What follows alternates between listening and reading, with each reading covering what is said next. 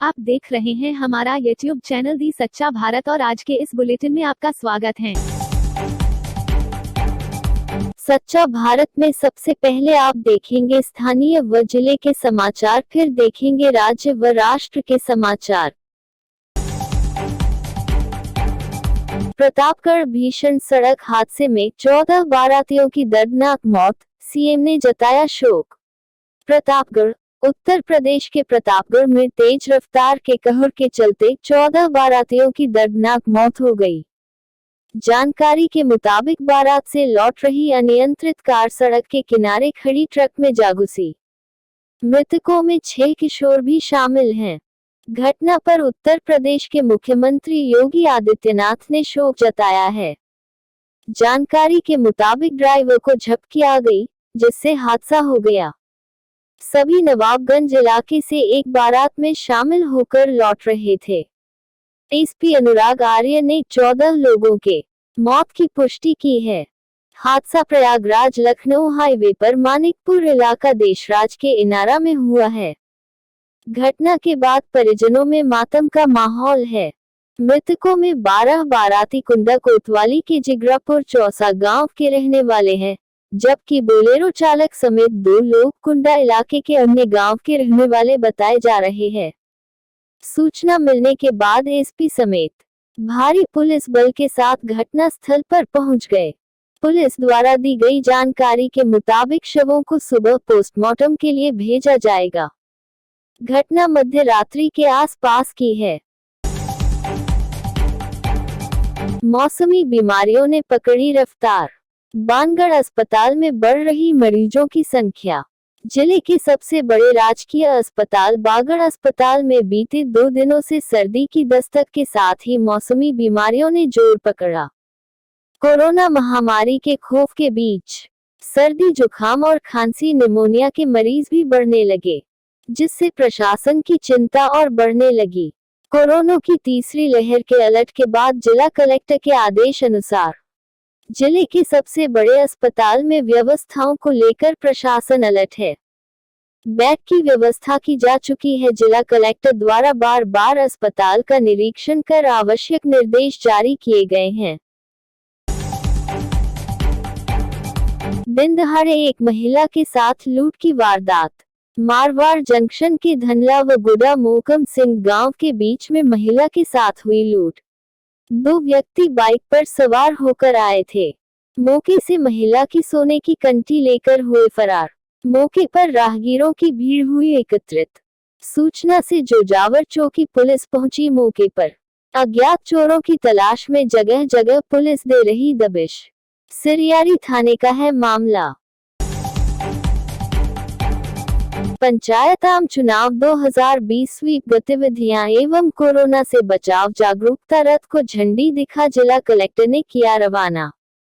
जिला मुख्यालय पर जिला निर्वाचन अधिकारी अंशदीप द्वारा आज कलेक्टरेट परिसर से पंचायती राज चुनाव 2020 एवं कोरोना जागरूक रथ को हरी झंडी दिखाकर रवाना किया। यह पंचायती राज गतिविधियां स्वीप एवं कोरोना बचाव जागरूक रथ जिले के हर उपखंड के गांव-गांव, ढानी-ढानी घूमकर प्रचार प्रसार एवं जन जागरूकता अभियान का संदेश देगा। मतदान करते समय सावधानियां, सरकारी गाइडलाइन का पालन, मास्क का अनिवार्य, सोशल डिस्टेंस इत्यादि सरकारी गाइडलाइन का प्रसार करने के लिए यह रथ आज जिला कलेक्टर परिसर से रवाना करवाया गया। जिले में पंचायती राज, जिला परिषद एवं पंचायत समितियों के 4 चरणों में होने वाले मतदान के मद्देनजर शहर एवं ग्रामीण क्षेत्रों में कोविड-19 जागरूक अभियान के अंतर्गत इस रथ को आज रवाना करवाया गया। सोचतरोड़ पुलिस ने 500 ग्राम अवैध अफीम सहित युवती को गिरफ्तार किया। सोजत क्षेत्र के सोचतरोड़ थाना पुलिस ने अवैध अफीम बेचने की फिराक में किराना दुकान चला रही युवती को गिरफ्तार कर 500 ग्राम अफीम जब्त किया। थानाधिकारी सीमा जाखड़ के अनुसार मुखबिरी तंत्र से सूचना मिली कि थाना क्षेत्र के मुसालिया गांव में एक किराना की दुकान पर अवैध अफीम की बिक्री हो रही है।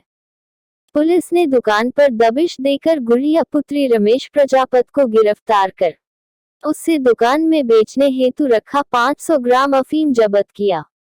पूछताछ में युवती ने बताया कि अफीम सोजत के रेंदड़ी निवासी सुखाराम पुत्र कुनाराम जाट ने उसे बेचने हेतु दिया है। पुलिस ने एनडीपीएस एक्ट के तहत प्रकरण दर्ज कर जांच शुरू कर दी।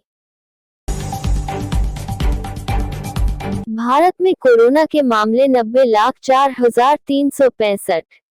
भारत में कोरोना के एक्टिव केस 4,43,794। भारत में कोरोना से ठीक हुए 84,28,409। भारत में कोरोना से मौतें 1,32,162। प्रदेश में गुरुवार को कोरोना संक्रमण के रिकॉर्ड 2,549 नए मामले देखने को मिले हैं, जिसके बाद प्रदेश में कुल संक्रमित मरीजों का आंकड़ा बढ़कर 2,34,907 पर पहुंच गया है। वहीं बीते 24 घंटों में 15 मरीजों की मौत दर्ज की गई है और अब तक प्रदेश में 2,116 मरीज इस बीमारी से दम तोड़ चुके हैं। गुरुवार को सबसे अधिक मामले राजधानी जयपुर से देखने को मिले हैं। जयपुर में 500 से अधिक मामले दर्ज किए गए हैं। मारवाड़ मेवाड़ अंचल के जिलों की कोरोना रिपोर्ट। अजमेर से 210, बाड़मेर से 19, भीलवाड़ा से 76, बीकानेर से 197, चित्तौड़गढ़ से 9, डूंगरपुर से 34, जैसलमेर से 12, जालोर से 27, जोधपुर से 346, नागौर से 68, पाली से 65, राजसमंद से 17, सिरोही से 56 और उदयपुर से 82 संक्रमित मामले देखने को मिले हैं। नगर निगम का बोर्ड बनते ही शुरू हुई राजनीतिक लड़ाई, महापौर ने सरकार पर लगाया भेदभाव का आरोप। जोधपुर शहर में 2 नगर निगम बनने के बाद निर्वाचित बोर्ड बने अभी 10 दिन भी नहीं हुए हैं। इसी बीच नगर निगम दक्षिण की महापौर वनिता सेठ ने गहलोत सरकार पर भेदभाव का आरोप लगाया है।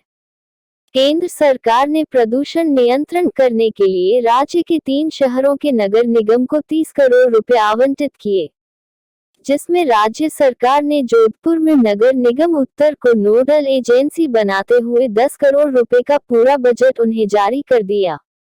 महापौर वनिता सेठ का कहना है कि सर्वाधिक प्रदूषण से जुड़ी इकाइयां नगर निगम दक्षिण में है।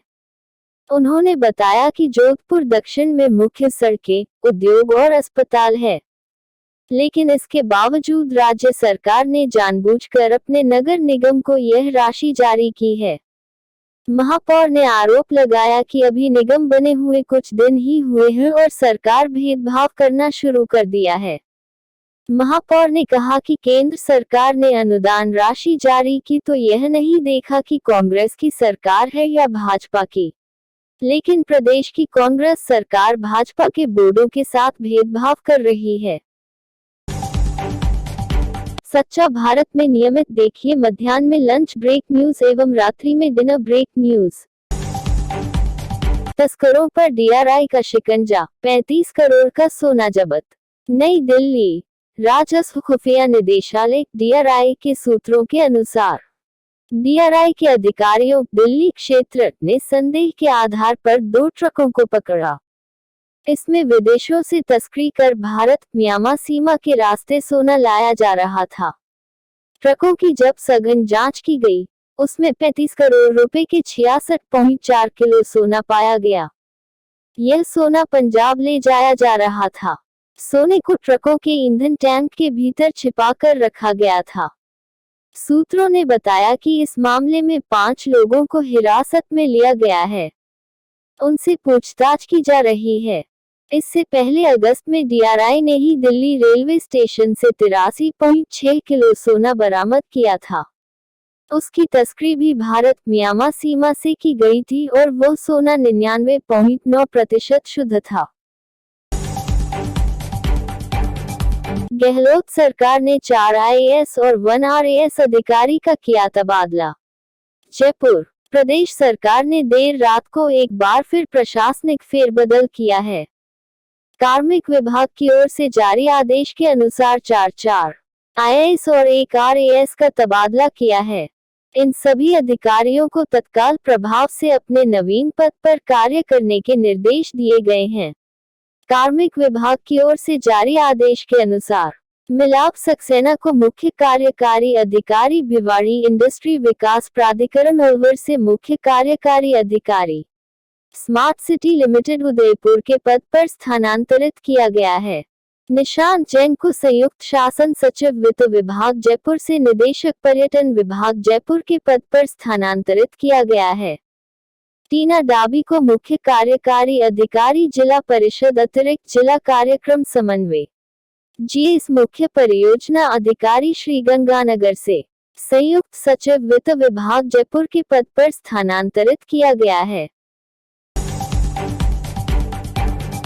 सीएम गहलोत ने पीएम मोदी को लिखा पत्र, रेगिस्तानी क्षेत्र के 5 शहरों और 2104 गांवों की पेयजल योजना के लिए मांगा ऋण।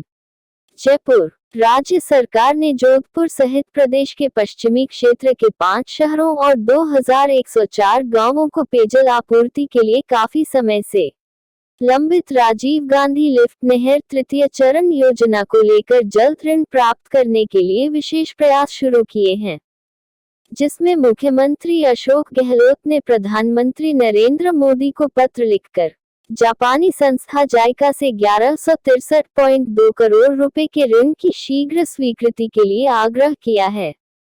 सीएम गहलोत ने पत्र में लिखा है कि रेगिस्तानी क्षेत्र के जोधपुर, फलौदी, बिलाड़ा, पीपाड़ सिटी और समदड़ी नगरों तथा 2104 गांवों में स्वच्छ पेयजल की आपूर्ति के लिए राजीव गांधी लिफ्ट नहर तृतीय चरण योजना के शीघ्र निष्पादन की आवश्यकता है। इसके लिए राज्य सरकार ने 6 मार्च 2020 को ही केंद्रीय वित्त मंत्रालय के आर्थिक मामलात विभाग में ऑनलाइन आवेदन प्रस्तुत कर दिया था, जिसका 11 जून 2020 को विभाग की स्क्रीनिंग कमेटी की ओर से अनुमोदन भी किया जा चुका है। मुख्यमंत्री ने बताया कि राज्य सरकार ने केंद्रीय आवासन व शहरी कार्य मंत्रालय को इस पेयजल योजना की विस्तृत कार्ययोजना रिपोर्ट भी प्रस्तुत कर दी है। राज्य सरकार के अधिकारी इस विषय में केंद्र सरकार के संबंधित मंत्रालयों के अधिकारियों के साथ लगातार संपर्क में है। बड़ी राहत, राज्य कर्मचारियों को कोरोना संक्रमित होने पर मिलेगा स्पेशल लीव। जयपुर, गहलोत सरकार ने कोरोना संक्रमण की रोकथाम में लगे हुए कर्मचारियों और हेल्थ केयर वर्कर्स के लिए स्पेशल अवकाश का प्रावधान किया है। इस संबंध में वित्त विभाग ने परिपत्र जारी किया है। वित्त विभाग के नियम विभाग के शासन सचिव डॉक्टर पृथ्वी की ओर से जारी परिपत्र के मुताबिक सरकार के महत्वपूर्ण निर्णय के तहत हेल्थ केयर वर्कर्स को और कोरोना संक्रमण की रोकथाम के लिए ड्यूटी पर कार्यरत कर्मचारी को कोविड-19 से संक्रमित होने पर यह राहत मिलेगी। चिकित्सा उपचार अवधि के लिए संबंधित चिकित्सा प्रभारी अधिकारी की ओर से जारी चिकित्सा प्रमाण पत्र के आधार पर नियंत्रण अधिकारी विशेष अवकाश यानी स्पेशल लीव स्वीकृत कर सकेगा। लद्दाख में चीन की ओर से लेजर हथियारों का प्रयोग नहीं, विदेश मंत्रालय। भारत ने उन दावों को खारिज कर दिया है कि चीनी सेना ने पूर्वी लद्दाख में 2 पहाड़ियों पर कब्जा करने के लिए भारतीय सैनिकों पर लेजर हथियारों का इस्तेमाल किया था। नई दिल्ली, विदेश मंत्रालय ने पूर्वी लद्दाख में वास्तविक नियंत्रण रेखा (LAC) पर गतिरोध के दौरान चीनी सेना द्वारा भारतीय सैनिकों पर माइक्रोवेव हथियारों का इस्तेमाल करने के दावे को खारिज कर दिया है। विदेश मंत्रालय के प्रवक्ता अनुराग श्रीवास्तव ने आज प्रेस कॉन्फ्रेंस में कहा कि इन खबरों में कोई सच्चाई नहीं है। इससे पहले मीडिया रिपोर्ट्स में दावा किया गया था कि चीनी सेना ने पूर्वी लद्दाख में 2 पहाड़ियों पर कब्जा करने के लिए भारतीय सैनिकों पर लेजर हथियारों का इस्तेमाल किया था। वहीं जम्मू कश्मीर में नियंत्रण रेखा पर पाकिस्तान द्वारा फायरिंग करने पर अनुराग श्रीवास्तव ने कहा कि साल 2003 के युद्ध विराम समझौते के बावजूद पाकिस्तान अभी भी घुसपैठियों को सीमा पार से कवर फायर दे रहा है। नियंत्रण रेखा पर तैनात पाकिस्तानी सशस्त्र बलों की भागीदारी के बिना घुसपैठ की ऐसी गतिविधियां संभव नहीं हैं। और ऐसे ही नए अपडेट पाने के लिए द सच्चा भारत चैनल को सब्सक्राइब कीजिए। धन्यवाद।